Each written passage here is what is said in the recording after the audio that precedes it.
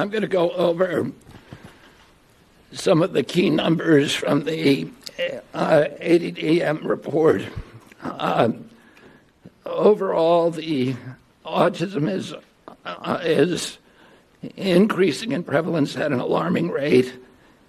The study tests 8-year-olds who were born in 2014. And by the way, these studies are 2 years later than they should be.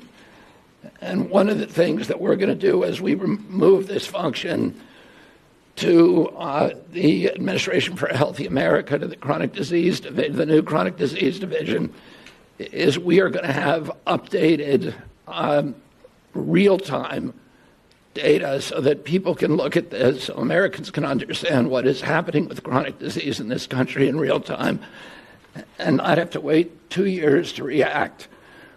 We don't wait 2 years to react to a measles epidemic, and we should not, or any kind of infectious disease. We shouldn't have to do that for diabetes or autism.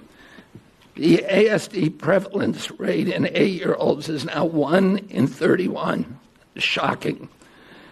There's an extreme risk for boys.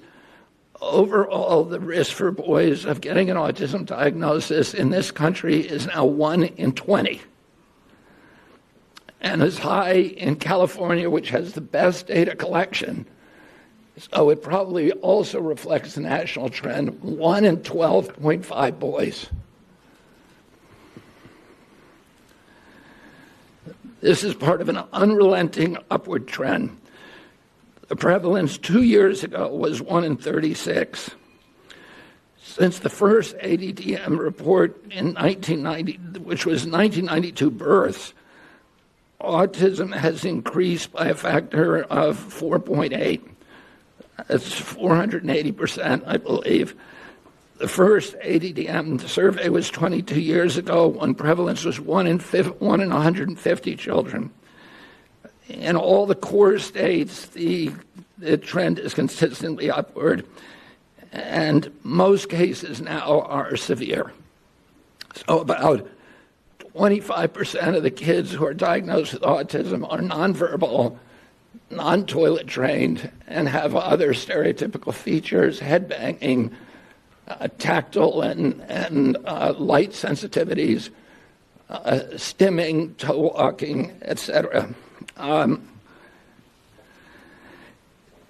One of the things that I think that we need to move away from today is this ideology that the autism diagnosis, that the autism prevalence increases, the relentless increases, are simply artifacts of better diagnoses, better recognition, or changing diagnostic criteria. If you look at Table 3 of the ADDM report, it's clear that the rates are real, that they are increasing in the last 10 years, which is the beginning with the first one. Year by year, there is a steady, relentless increase. I want to, because this epidemic denial has become a feature in the mainstream media, and it's based on an industry canard. And obviously, there are people who don't want us to look at environmental exposures, and so I want to just read you some of the little excerpts from some of the older studies. The baseline for autism in this country was established with the largest epidemiological study in history, a study of all 900,000 children in the state of Wisconsin, children under the age of 12. They found 0.7 children had autism in every 10,000. That's less than 1 in 10,000. Today we're 1 in 31.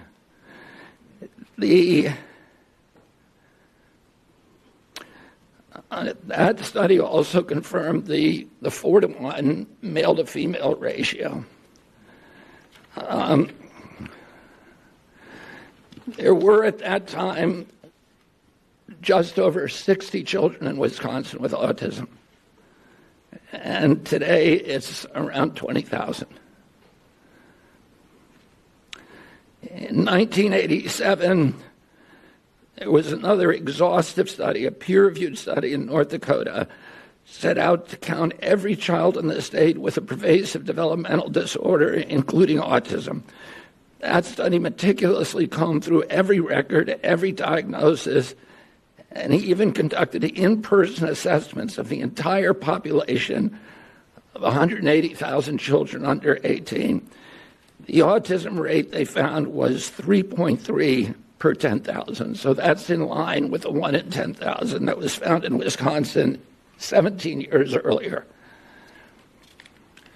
For context, today the last number of 1 in 36 is 83 times higher. In 1987, out of every 1 million kids, 330 were diagnosed with autism.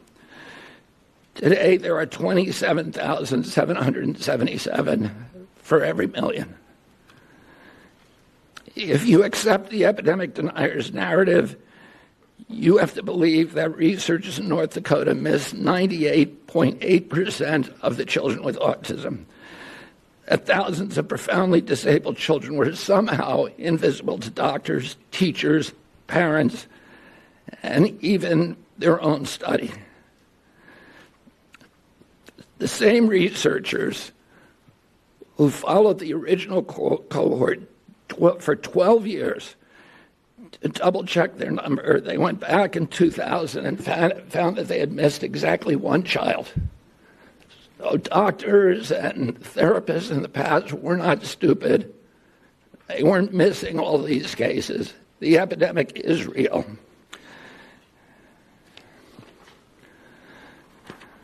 Between 1959 and 1965, researchers from 14 hospitals associated with major universities undertook the National Collaborative Perinatal Project, tracking 30,000 children from birth to age 8. This was no half-baked survey-based analysis. The study conducted 9 separate screenings covering neurology, psychology, speech, language, hearing, and visual function. Every developmental quirk, anomaly, and disorder was logged with painstaking detail. Autism, a condition characterized by profound impairments in social communication and behavior, would have stood out like a neon sign. There were 14 cases. That's 4.7 per 10,000. So we know what the historic numbers are, and we know what the numbers are today. And it's time for everybody to stop attributing this to this ideology of epidemic denial. In